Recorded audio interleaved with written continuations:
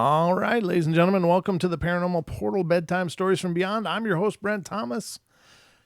And what can I say? I'm just glad to be here with you, and I'm glad you guys are here with me, putting the last few hours of your weekend into my hopefully capable hands to keep you entertained. Special happy birthdays to both Lewis and MCAT, Mr. Mike Hetzel. Great to know you guys for a long time. You've both been wonderful friends of the show for a long time. And I hope you had amazing birthdays. If you didn't, then I'm sorry, but you'll have to wait till next year to fix that. Unless you can still squeeze in something epic in the last few hours of your day. But anyway, it's great to have you guys with us, and it's great to have you all with us. Thank you so much for being here. I had a really busy day. Was recording with Mr. Wes Germer all day, a couple of times today. So we had a good conversation, really good conversation. And that'll be coming up in the podcasts this next week. So just so you guys know, that's all in the pipe. So watch for that this next week, as well as a bunch of other absolutely amazing podcasts, which I hope you'll tune into all of them. But anyway, I hope you guys are ready because it's time for bed.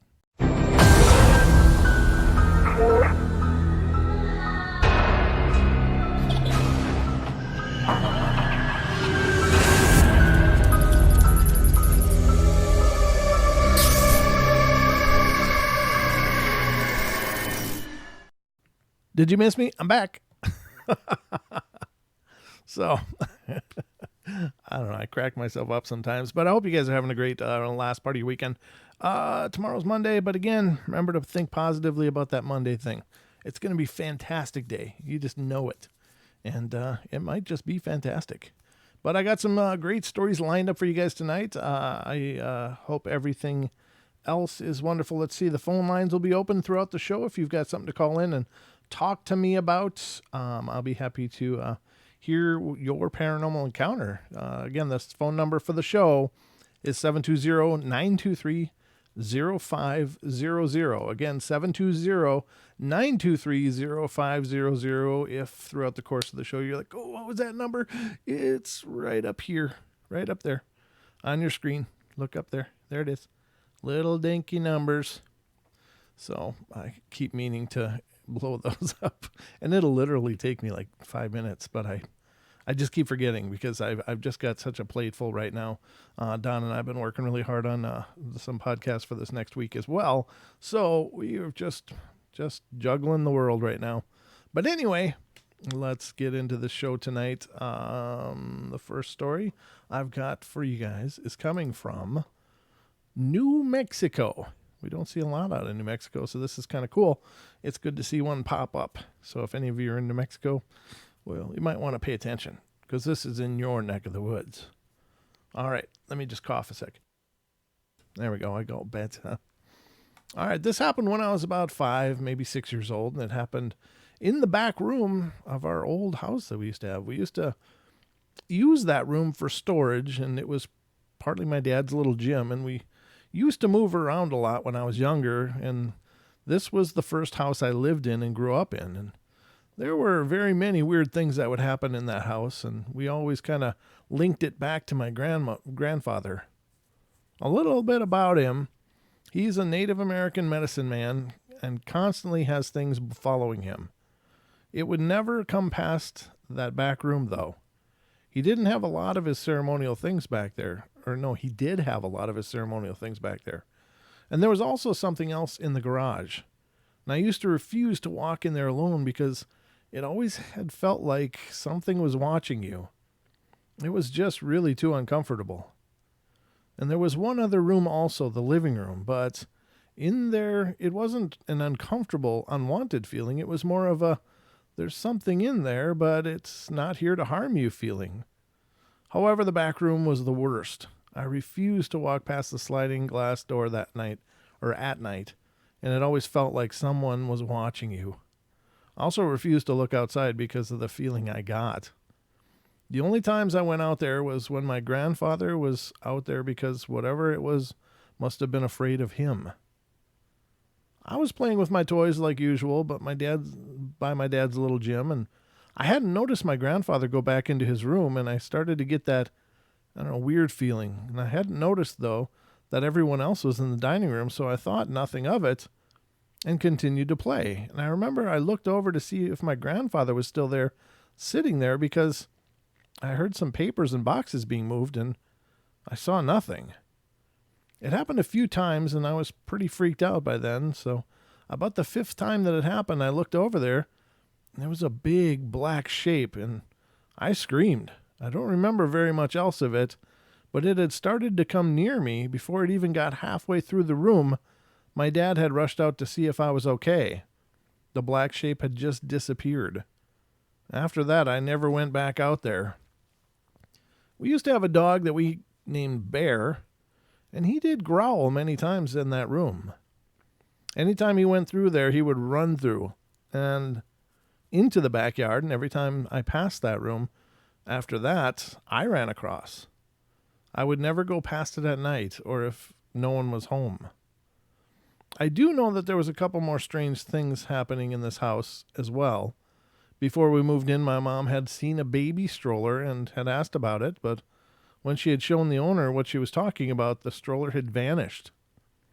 A couple of years later, after my grandmother died, my dad had heard cabinets opening and closing and figured it was one of my older sisters, and when he walked out there, a few cabinets would be opened, and he'd check on my sisters, and they'd be sound asleep. That's what I remember about this house, and ever since we moved out, though, I don't feel the need to be scared to walk past doors that don't have blinds on them, and I'm not afraid to be alone anywhere. Maybe it's just stayed there?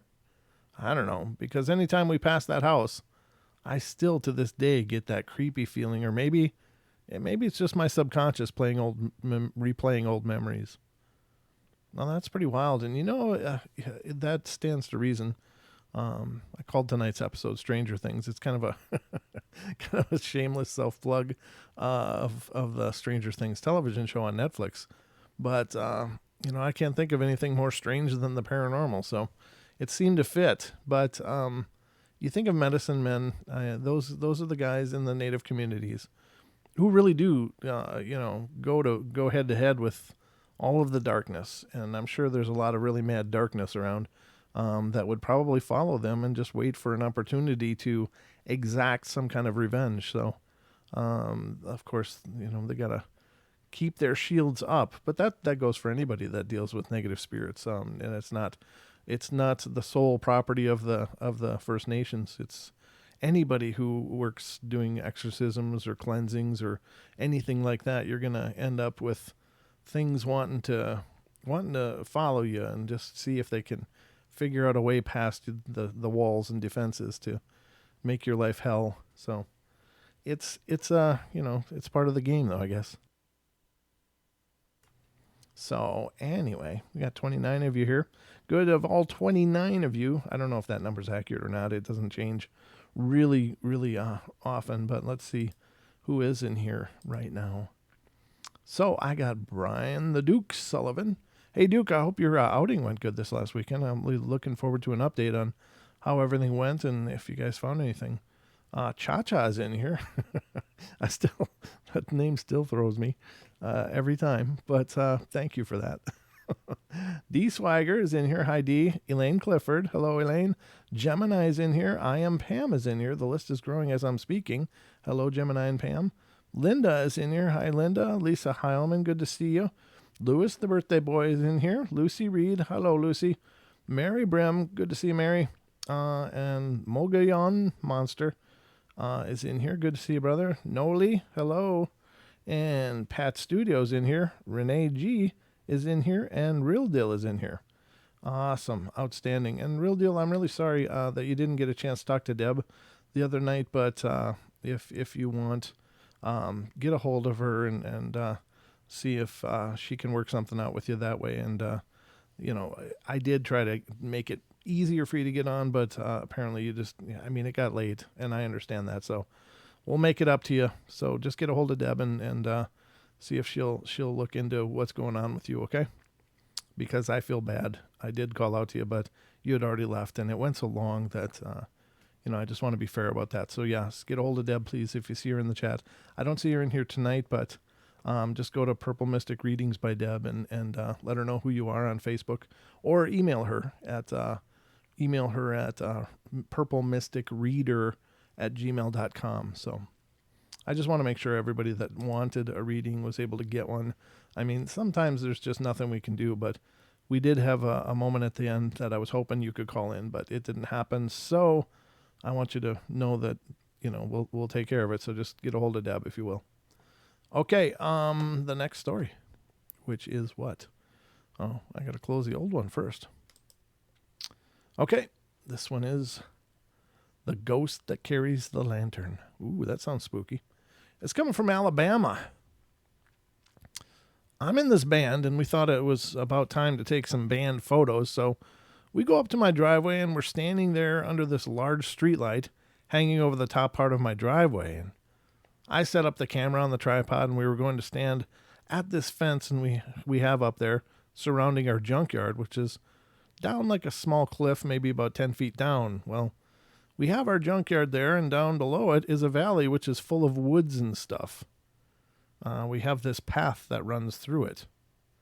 Heather, our singer, said she was seeing something in the path down there. It was dark out. And then our lead guitarist, Sean, said, "You see it too?" I thought it was just a street light off in the distance, so I walk over and look down at it, and it looked like someone was there standing on the path with a lantern, but it kept going off and on, and then it slowly started to move. So we watched it, and Sean and I take Heather to the house, and sorry, I got something in my mouth like a cat here. We take Heather to the house, and we tell her to stay there, and we grab flashlights and knives because we didn't know if it was someone out there who was crazy or something, and we go into the path, and we start walking, and it's starting to come up. It's starting to come up a storm. I don't know if that means a storm was blowing up or this thing moved really quickly. I don't know what the hell that means. We're standing there surrounded by the woods, and in the silence I call out, "Hello?" As soon as I finished saying this, lightning filled the sky. Sean joked and said he had seen too many horror movies to know that this was a stupid idea. So we continued on down the path throughout the woods, and we ended up to where we had seen this lantern type thing earlier, but it was gone. And that's when we heard heavy footsteps running through the woods. Well, we followed them out of the trail, but we didn't find anything. Down near the bottom of this large hill I live on is this old trailer deep in the woods. Nobody has lived in it for years, so we thought if anything was out there, it was probably made a run for that trailer, so we went out that way and crossed over the barbed wire fence. We were about to head towards the trailer, but then we saw the lantern-shaped thing again, and it was moving, and we followed it for a little bit, but then it went away again, so we stopped. I turned back to look at Sean, and he was looking down at the ground and said he thought he heard something hit the ground beside him, so we both look up. Through a few trees, we see a floating orange ball coming of light that looked like it was inside a lantern floating there 5 feet away from us. Now, my grandfather works for the mine, so I had a high-powered mining light and shined it over there, but there was nothing holding it up. It was just this orange glowing light that hovered in the air. It got brighter and then faded out once more, only to reappear further away from us. And there was no way something could have run from us that far as this thing got without making a sound. We wanted to keep chasing it, but we were coming upon a part of the woods where we had seen a lot of snakes in the past, so we decided to just get out of there. So we walked back up to the spot where we were taking pictures to see if we could see it from up there, but we couldn't. And it was then that we noticed it hovering over my backyard. And it faded out again and then quickly shot back down off the hill. This was a very exciting coming so close to this ball of light that looked like it was a lantern. And I found out that they used to mine for coal under my junkyard. And there were a fair number of deaths down there, so I'm wondering if that had anything to do with it. Well, I hope you enjoyed my story. That's pretty wild, for sure. Those orb balls are really, really stranger things. They really are. They seem to be a spiritual thing, but there's such a bleed over on that. So the orbs have long since believed to be spirit lights of some kind. And then in the UFO world, you hear of these little orbs that are, they're usually, I don't know, about, at least 12 inches in diameter or more. And whether or not those are little drones or something, I don't know. But orbs are reported in that case, and they're reported in the woods. They're reported in mountains. They're just, I don't know what they are exactly. If they're some kind of nature spirit or if they are indeed of extraterrestrial origin, I don't know. I wish he would have given us a description of how big this ball was when it was right over them. I mean, I don't know if in my mind, I'm thinking something about 3 or 4 inches in diameter, just glowing, but I don't know if it's bigger or smaller or what he was seeing. But anyway, they are a real enigma, and I've heard a lot of stories attached to them. Perhaps beings appearing when the orbs disappear and then disappearing and then the orbs reappear, which would suggest some kind of transference of energy or, I don't know. It just gets really weird and it's hard to understand. But then again, it's hard to understand the dynamics of our world. So I don't know what to tell you guys about that, but I find this topic of orbs incredibly interesting. Very, very much so, as a matter of fact. All right, so let's get to the next one. And this is, where I am in Idaho. Okay. Oh, my God. This is actually happening. I wish Cindy was in here because she lives really close to this. This is strange things that happen on Hoodoo Mountain. Now, our friend Cindy Goodbrake is a researcher, and she's lives about 40 minutes away from us. And the reason it's 40 minutes is just because it's mountain roads. So, as the crow flies, it's probably only 15 or 20, but you have to go around so far to get through all the mountains up here. But that's really interesting. So I'm really excited to see what this has to say. And this is, again, coming from Idaho, and apparently the very north of Idaho. So this is a story of what happened to my brother and me about 16 years ago. We lived on the feet of Hoodoo Mountain in northern Idaho. We did a lot of hunting, so on any particular day during hunting season, when we returned from school, we would go grab our rifles and head up the mountain on foot to see what we could find.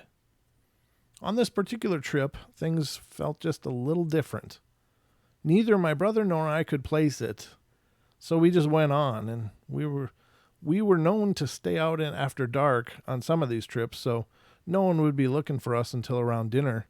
And, well, we set off and were getting pretty far away, and before we knew it, it was dark and therefore time to head home, so we turned around and headed back, or so we thought. Now let me explain about Hoodoo Mountain for those of you who've never been in the area.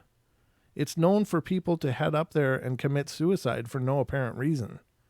I didn't know that myself, but I'm not a native, so I guess how would I? There have been many unexplained deaths on this mountain, as well as lost hunters all the time. There was an old cabin on it nearly 100 years ago, but it burned down with a woman and child inside, and I have seen both of them out there, but that's another story. And to top it off, the Native Americans in the area are the ones that named it, and roughly the name translates to evil spirit. And they were known to avoid the area when passing through. Back to my story, my brother and I had turned around and were heading home, and we knew our direction because we had done it 1,000 times before. We just turned to where the moon was rising and walked that way, and from where we were, it would be rising above our house. We were walking downhill, at least we thought we were, and we'd been walking a while, and it was kind of weird to us that we hadn't come across the road that ran up the mountain, but we thought nothing of it because everything else looked right, so we just kept walking. We went on for like 30 to 45 minutes, and we should have hit the road by then, but we hadn't. About this time, I heard a wolf howl, and I recognized it as my pet that was tied up in front of the house, but it was coming from the wrong direction and further away than it should have. It was coming from behind us. Now I know that he was securely tied up and couldn't get free, so my brother and I looked at each other and exchanged what the hex, and then we started to head towards the howl. At this point, I began calling his name, and he would howl in return. In this way, we used that to guide us home. This doesn't sound like more than a couple of kids getting lost and spooked, but up to this point, but the part that makes this weird is that we knew the area like the back of our hands, and everything had changed to make us feel like we were heading down the mountain, not up like we were supposed to. Down, which is what they were supposed to, but instead I guess they were heading up. The makeup of the terrain over the moon appeared in the wrong place. And we later went back up there to try to explain it away and found that where we had turned around was right where the cabin had stood so many years ago. It's my firm belief that had my wolf not called to me when he did, we would have been added to the spirits of that mountain. Wow, that's pretty wild. Huh. I'll have to send this to our good friend Cindy. I'm going to do that right now before I forget, because she lives right at the foot of Hoodoo. So let me see. There she is. I see she's online. Let's see. Just read this on the show. Whoa. Ooh. All right. And then I'm going to send her a link, because that's just how I roll. Okay. So anyway, very crazy story. But again, now in the woods, it is easy to get turned around. But if you know the area you're in, you should know uphill from downhill. I mean, that shouldn't even be a possibility. Now, I'm glad that he explained the name Hoodoo. I don't know that Hoodoo is a First Nations word, though. That part is kind of peculiar to me. In fact, I'm going to look this up. Where does the word hoodoo come from? Question mark. Hoodoo, folk magic. Let's look at Wikipedia. And hoodoo, it says, is known as the Low Country voodoo in the Gula, South Carolina Low Country, a traditional African-American folk spirituality that have developed from a number of West African spiritual traditions and belief. Hoodoo is a mixture of various African religions practices created by enslaved Africans in the New World. These religious practices were held in secret away from white slave owners. Following the Great Migration, Hoodoo practice spread throughout the United States. So I don't know. I think he's wrong about the source of the name. I don't doubt that the Native Americans had a name for it as well, but I'm sure it wasn't Hoodoo. That was probably a retranslation of that name through the settlement of the settlers. Settlement of the settlers. How's that for profound dialogue? But very cool story. I think that's very cool because I know where they're talking about. I know that mountain a little bit. So, and that's also the place. Now, Cindy has invited Donna and I to come over and maybe do a live stream around the campfire at her house. And she's been getting a lot of vocalizations from out of the forest near her place. So maybe we'll hear something, and maybe you'll hear something because you'll be there with us if we do that. I'm not sure when that's going to happen, but we'll definitely keep you posted because that sounds like it'd be a lot of fun. All right, so thank you, Wikipedia. All right, let's get to the next one here. Sorry. Let's open a few more. We got time, and I got the energy to keep you entertained. Or so I think. All right, so this one is coming from Ohio. Of course, Ohio. That seems to be the spiritual hotspot of the country. Right, D? All right, let's go to Ohio. This is just a quick story. I'm a 38-year-old male, 6 years in the Army, and I think I'm pretty grounded. As you may be able to tell by my name, I don't know what your name is. Oh, okay. But I've done a lot of field research on EVPs, which is electronic voice phenomena. EVPs are voices found on a recording device that are not there when initially recorded. This is just a hobby of mine and my family. Wife is 37, son is 14, daughter is 10, and an infant boy.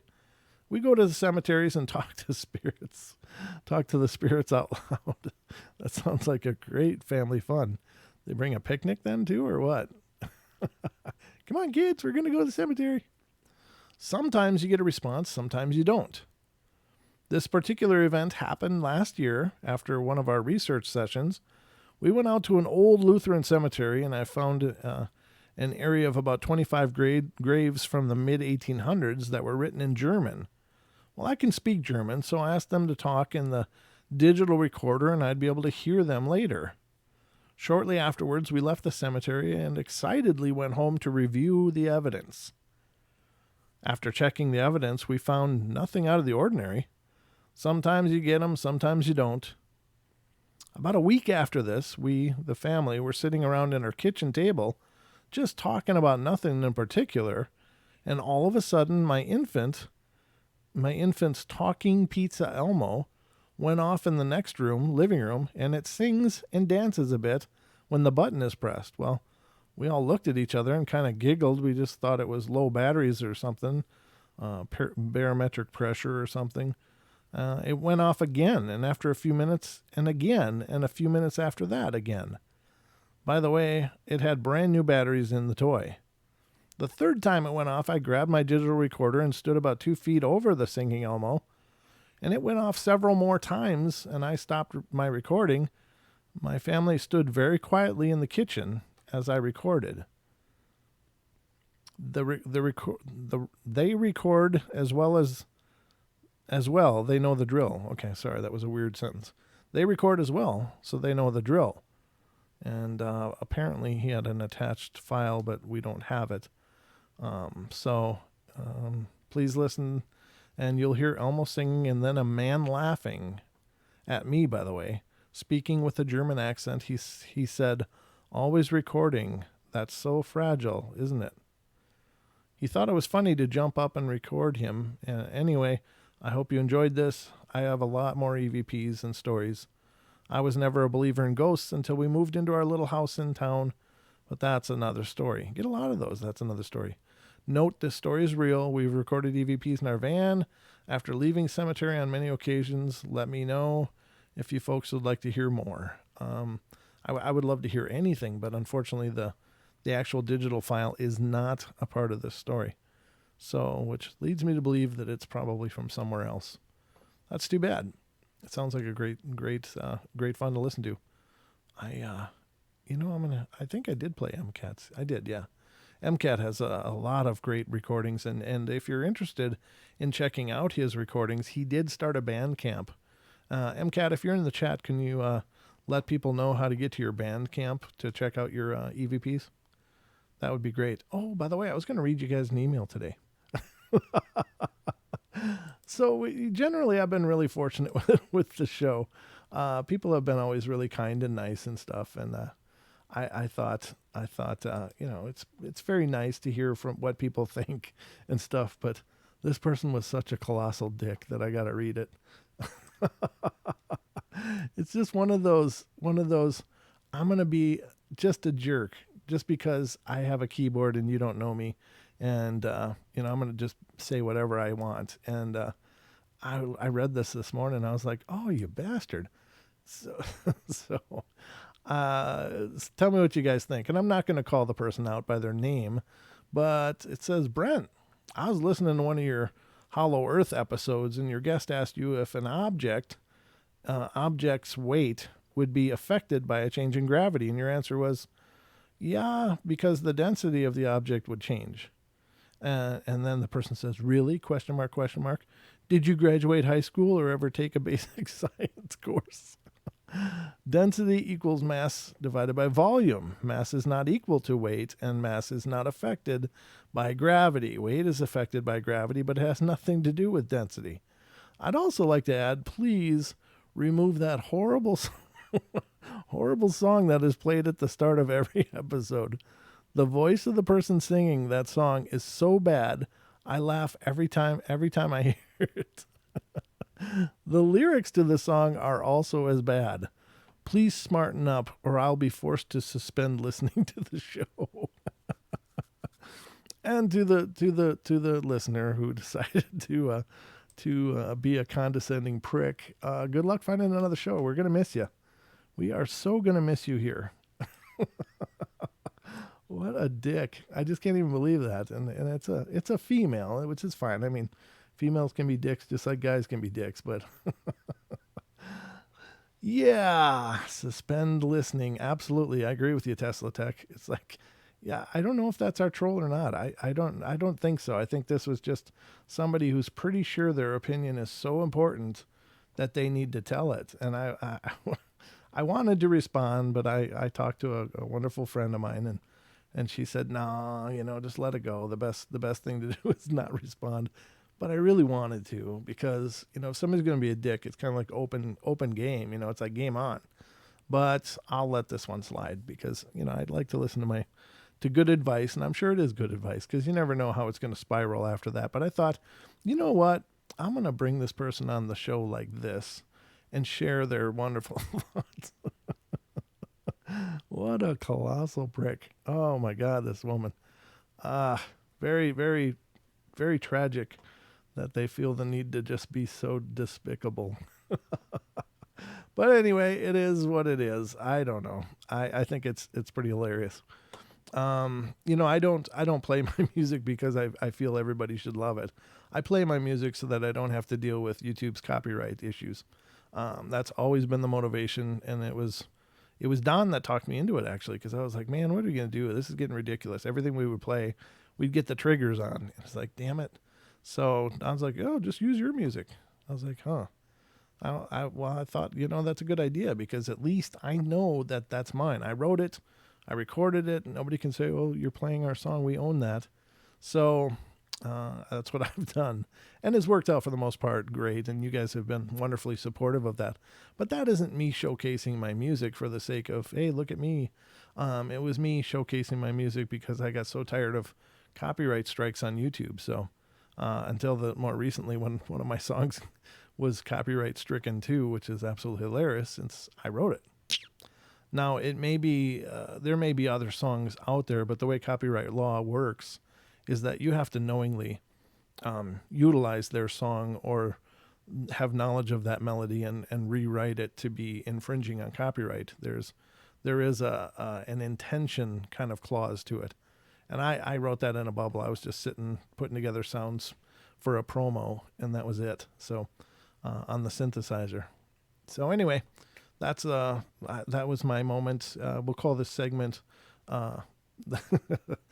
terrible emails or bad emails. We'll have to come up with a name for this because, I was thinking kind of like I don't know if it's Jimmy Kimmel that does those things where they call it mean tweets, and then they have the celebrities read the mean tweets that the people have lobbied against them. But I think that's hilarious. I think it's a great turnabout because it's putting it in the face of the person that's being a jerk. So I'll just showcase those emails here on the show, and you guys can hear what some of the wonderful press we get. Now, most of the 99% of what we get is absolutely fantastic and so supportive, and I'm really grateful for that. But every once in a while, somebody's so in love with their own opinion.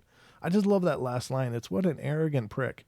Please smarten up or I'll be forced to suspend listening to the show. It's like, who the hell talks like that?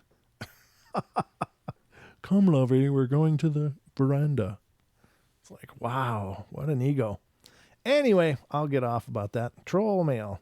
That's not bad, Duke. I kind of like that, troll mail. That may be what we have to do. We'll have to have a troll mail segment. I'll just create a little opener for it, but I should probably save them up so that we have more than one. But that was fresh off the presses. Got it this morning. And thank you so much, listener. I'm sure going to miss you, but you can get the hell out now. Take off. Good luck. All right. So anyway, God forbid we that I don't know my particle physics as well as I should. All right. Here we go. Next one is Michigan. I got family in Michigan. Well, they used to be in Michigan. Let's continue and see what they have to say in Michigan. When I was 4, my parents took myself and our little Shih Tzu, Mickey, up to a cabin on the north to stay with my aunt and uncle. I didn't particularly care for the cabin as it was infested with many spiders and beetles. It really wasn't clean. It was really pretty small, and I was fairly high maintenance even at the age of 4. One night, while with the grown-ups, sat in the living room talking politics and gossiping, and I apparently fell asleep. And I woke up early in the morning, possibly just a couple hours past midnight, to find that I was sharing a very large bed with my Uncle Ed. My aunt wasn't there, but I assumed that I was carried into the room after falling asleep on the couch. However, when I turned my head back towards the clock, I noticed that a very tall woman was standing in the doorway. She was wearing pink pajamas, and at first I thought she might be my aunt, so I asked her if she wanted her bed back, but I received no response. Upon closer inspection, I noticed that the woman didn't really look anything like my aunt. Though it was dark, the very outline of this woman's body was drastically different from hers. I spent another few seconds trying to see who it was. My second guess was that it was my mom, and she had a similar pajamas, but my mom was also very short, 5 feet 2 inches, and I called out to her anyway, but again, no response, and the woman simply stood there. I was only 4 years old at the time. I didn't really know anything about ghosts, but then the woman in the doorway just vanished. The next morning, I crawled out of bed with a blankie in hand and walked into the kitchen. I asked my mom why she came into my room the night before, but she stated quite passively that she hadn't. My aunt looked a bit puzzled when I asked her as well, being that they were the only women in the house, but I dropped it. I never quite figured out what that was.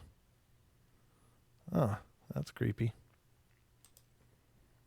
Okay, the next one is again from Michigan. We're on a double roll. We rolled doubles on Michigan tonight. Let's see what this one says. Both my parents worked full-time, which left me and our 2 dogs, Mickey and Fritz, to fend for ourselves. This was my last summer vacation before I began high school, and I had marching band rehearsal every Monday and Wednesday from 5 p.m. to 9 p.m. My best friend and her mom would pick me up at around 4:30 and take us to the practice field. My mom brought me a Healthy Choice TV dinners to make before I left. And one day in late August, just 3 months or so after the death of my Uncle Al, I had just sat down with my TV dinner. Turkey and stuffing was always my favorite. Someone was in the basement. As soon as I had started to pick at my turkey, I heard scuffling noises. I heard someone walk across the basement floor. I heard someone begin to ascend the stairs. My only thoughts revolved around intruders in black face masks with guns. I wasn't sure what to do. I had locked the doors. Nothing unusual happened that day. I didn't notice any break-in. We had windows in our basement, but I couldn't even fit through those, and I weighed only 98 pounds. However, the footsteps continued, and Mickey and Fritz didn't bark. However, but simply stared at the landing, and suddenly the footsteps stopped, as if someone had just come to a halt beside the kitchen counter.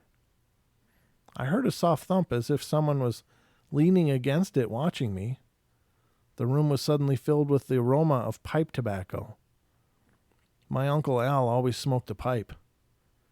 This happened every afternoon until I started school. Well, that's kind of a cool deal. That's cool. Uncle Al's just keeping tabs on you. All right, this one's back to Ohio. This one's pretty short. So here's a story that I hope people might be able to help me figure out concerning the thing that was in my room last night.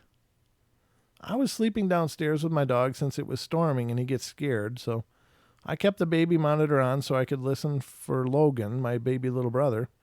I heard him crying, so I went upstairs to check on him. I have the room that's in the middle, and you can see into it when you first walk up. So I looked in my room, and I saw something walk across my door from my door to my closet. I was so scared, but I still went to check on Logan. Cooper ran into my room and lay down by my closet, which was open. I had it closed, and it was now wide open. I turned on my light to see if there was something in there, but of course, there wasn't. I could tell.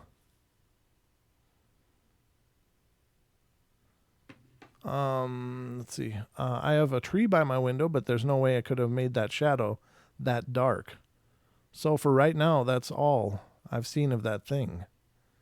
The only thing I see or feel is Chloe and some orbs, but I'm not that scared of that anymore. They're pretty harmless. I can tell you that, but I'm clueless on what the shadows are. Please someone tell me what this thing was. I'm so scared for Logan's safety. I don't know if that thing is going to hurt Logan or my parents, and I don't care if it hurts me. But if it hurts my family, then, well, that's not good. Love and hope. Love for Hope, Rachel. I don't know. It's tough to know. Without being there, without getting an impression, it's so hard to tell what the story is. Let me just do this quickly. I gotta put my phone somewhere else when I'm doing shows. But I had to respond, so let me see where we're at. Oh, let me get back to the live. 42 minutes already. God, this has gone fast. It's always quick here on the portal, ladies and gentlemen. So let me open a couple more stories, I think. I don't know how long they'll be, but we'll find out. And two. 1 and 2. All right, so this one's coming from Texas. This is also pretty short. So it says, I was on the USS Lexington watching the Lewis and Clark movie in the theater, and out of the corner of my eye, I saw this sailor-looking thing in all white walking around the corner. He was dressed like an old-fashioned sailor, and I quickly turned towards that direction and just saw him walking around the corner. I quickly tried to find some explanation of seeing him. The only reason I could think of was that maybe he died on the ship. So as soon as the movie was over, I started telling my friend about it, and she said it had just been my imagination, but I think it was a lingering spirit not knowing he was dead. I didn't see the spirit until I was in the engine room, and I heard heavy footsteps and turned towards the sound, and there was the man who I had seen in the theater. I gasped, and my friend came over and looked where I was staring, and the spirit had left, so she just said, "Stop scaring me." We were leaving the ship, and I just happened to glance at a top window and saw 4 men in white, old-fashioned Navy uniform, and I thought, I've had enough. I'm going to research these spirits. Well, I looked at the history of the USS Lexington, and I found out that many of the men that had once been on the ship died during the attacks. I found pictures of the same men that I had seen. I've decided to never go back on the Lexington unless I have to. Hope you enjoyed my story. Sure, it was a good story. Thanks for sharing. And we're going to California, and this one's a little bit longer. This says, I've always been interested in the paranormal since I was really little. However, the only times I would go looking for it was when my parents and I went on retreats to haunted locations like ghost towns in Arizona or the Queen Mary in Long Beach, California. And I've been visited before as a child, but I'll save my stories for other postings, but let's start off with the most recent. Just recently, I've been experiencing something that I can't understand. I really need some help with this one because I can't sleep at night without having a light on. The way my room is set up, it's not mom, it's room. You walk in and to the right and have my walk-in closet, and to the left is my bed, with the foot of the bed being closest to my closet. And since I moved back and forth from California to Portland, I have boxes all up against the back wall straight ahead. And my sliding glass door is to the right in the corner. Anyway, when I'm watching TV at night before I go to bed, I always get the feeling that something is moving from the back of my closet to the front of the sliding glass door. I'll look over there and you can see an outline of a black shadow that looks like it's crouching, waiting to pounce.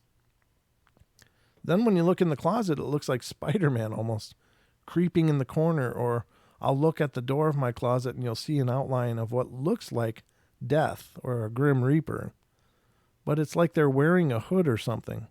Yeah, that's what Death wears. Anyways, I was trying to ignore the feelings and get some sleep because it was 1 a.m. by now, but all of a sudden, it felt as if someone had taken a vacuum and sucked all the air out of my blankets. I was trapped under my blankets, and I felt something sit on my bed and creep toward me as if it were ready to pin me down or something. I freaked out so bad. I tried to scream, but was so terrified, and I tried kicking the blankets off me, but they were sucked down on the bed so tight I really couldn't move. So I made myself get a grip, and I used all my force to get the hell out of there.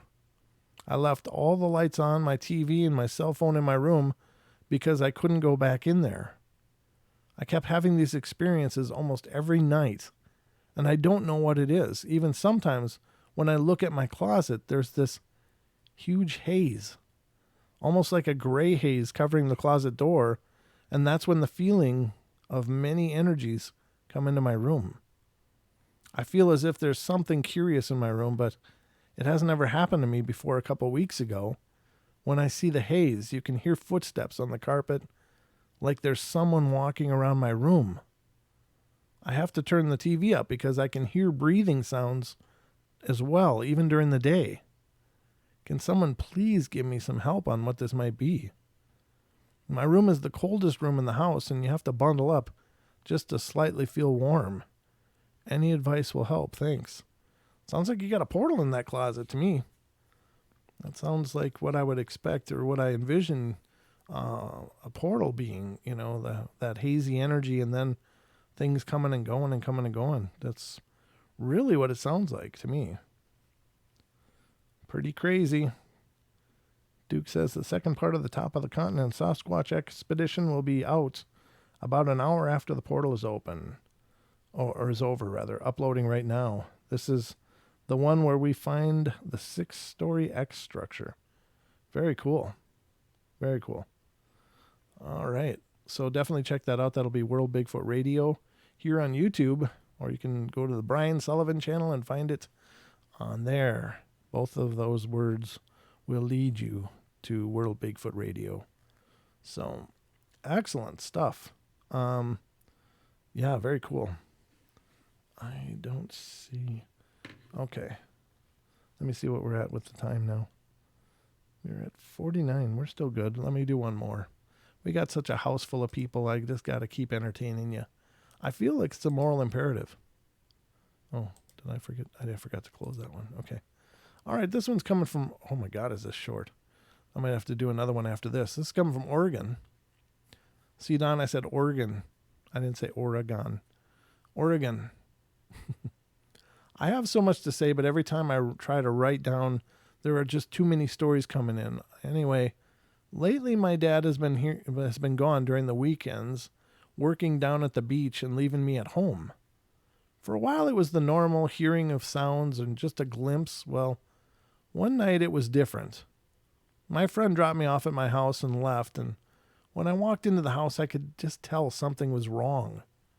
I got up to my room, and the feeling of being in danger was just all so close. When I heard Michael whisper, "Run, I can't help you." Oh, dear Lord, is this one of those Twilight kind of stories?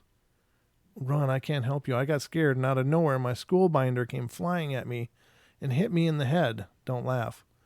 But then it was like bathroom attack was happening all over again. Hands on my back and choking, and I don't know what happened. I don't remember most of it. All I remember is that the three of them were attacking me. Like my hair was being pulled. Hands were forced on my face onto the floor, so I couldn't look up to see what was going on. I was crying and screaming, but the more I did, the more my hair was being pulled and my face was pushed into the floor. I woke up the next day in bed, drained of all energy. I was there in bed for 3 days. I got all the marks and bruises from this. What's happening? Why is this happening? And how do I get them to leave? Anyone, please. Now, ladies and gentlemen, I don't believe the person that submitted this story is being honest, is all I can say. I remember a couple of their other stories. This one's really, really short, and that's fine. But some people, when they submit stories, are they're looking for attention. They're trying to recreate Twilight, create this romance and stuff. And I don't know. I guess it's fine for the most part, but I wish they wouldn't do it in such places where people are submitting actual, encounters. That kind of bothers me a lot because, people are writing their stories because they really want help. And somebody's writing, now this is just my gut feeling, whatever, take it or leave it, but some people just write because they want attention. Some people find value in being a victim, and that's what I think some of these stories like this are. I don't know why. I don't know how come people want to be, victim. Is it because of the attention it brings? Is it because it elicits an emotional response from people reading it? I don't know, but it really bothers me because usually people want help. Like they really are trying hard, struggling with what's going on in their world, and they want to make sense of it. And then you hear these incredibly fabricated stories about, how they have this, like this Michael one is someone she's mentioned in other stories, and it's almost like this, Edward Cullen kind of thing where it's the ghost, and it's just like, oh, you know what I mean? I don't know. I hope that makes sense to you guys. I'm really not trying to be a judgmental jerk on this stuff, but I really don't like some stories because I just get this gut feeling like, somebody's just looking for attention. They just want to be noticed. They want to be the center of a story. And so they create a narrative around themselves and try to elicit emotional responses from people reading it. And to me, it's just childish. And if I'm wrong, I'm absolutely sorry, but I don't think I am. So take it or leave it. But I think most people really genuinely want to make sense of what's going on, and they want help. They need help because they may be actually in danger. And so just my 2 cents. So I'm going to read another one because I can't end on that. That was terrible. All right, so we're going to go to California. During college, I spent some time living at my grandparents' house, and while not being the cleanest place, it was free, and I was helping my grandparents out. My grandparents' house is next door to a house I grew up in, where I had many ghost experiences I would really rather forget. I'd been living in their house for 2 or 3 months and was getting all settled, and so I decided I'd do some meditation before I went to bed just to calm down.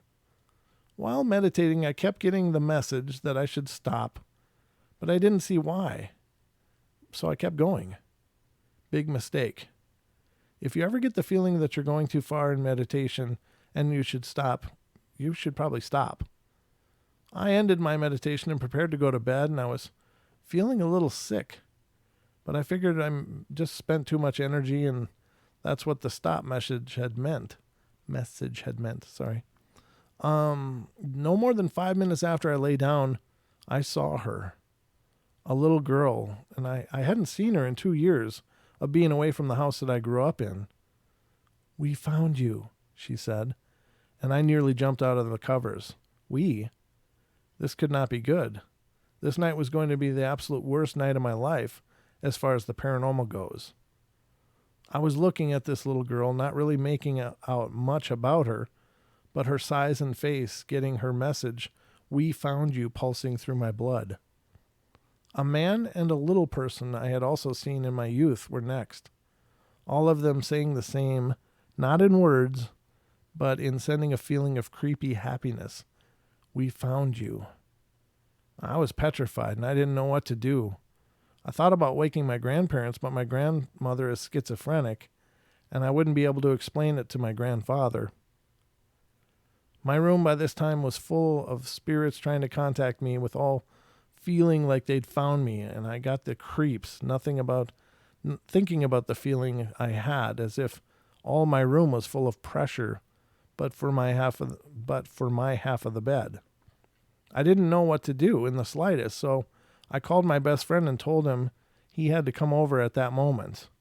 I knew he would understand because he also had some experiences with ghosts when he was young. I worked up the courage to turn on the lights and unlock the front door, but the feeling persisted, and my friend was over really quickly, and he came and sat on the bed with me, and he suggested I try again to go to sleep. And when he turned out the lights, they were still all there, but no longer speaking to me.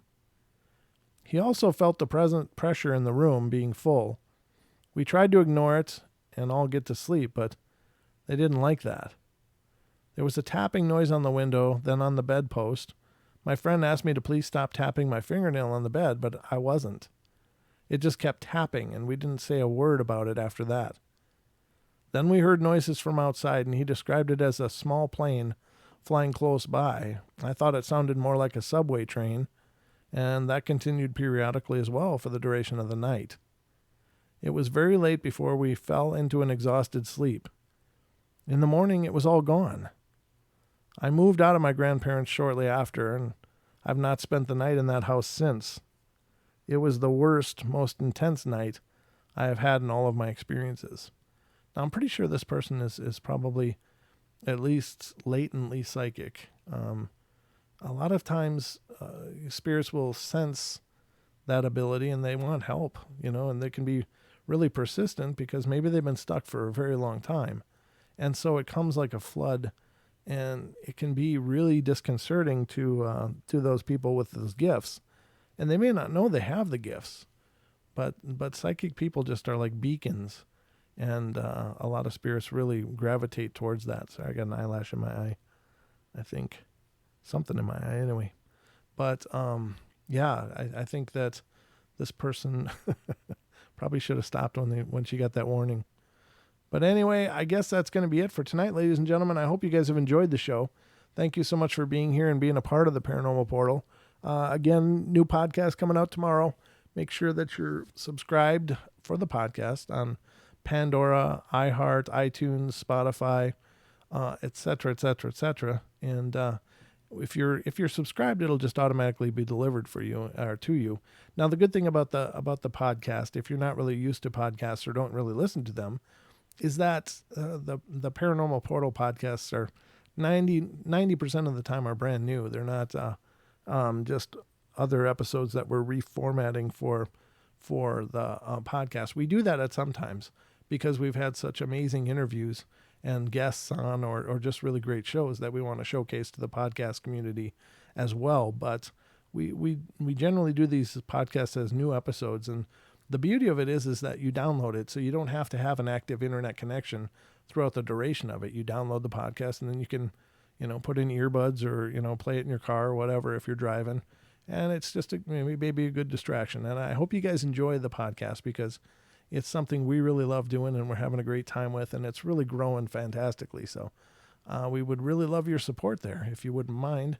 But other than that, check the description for links for either the intro song that the email person hated. You can download your own copy of it on Bandcamp if you want. And check out the portal gear that's listed in there as well. So I guess that's about it tonight, guys. It's have a wonderful Monday. Remember, I know it's the first day of the week, but just put positive energy into it, positive thoughts. It's going to be a great day. And it might just be. So love you all very much. I hope you guys have a wonderful night. Have a great Monday. And I'll be back tomorrow night again for more of the bedtime stories. There's 7 days a week, 7 p.m. Pacific time. There is a portal, a live paranormal portal going on right here on YouTube. So if you're wondering what you're going to do tomorrow at 7, maybe you want to come back. All right, guys. Love you all. Have a great night and sweet dreams.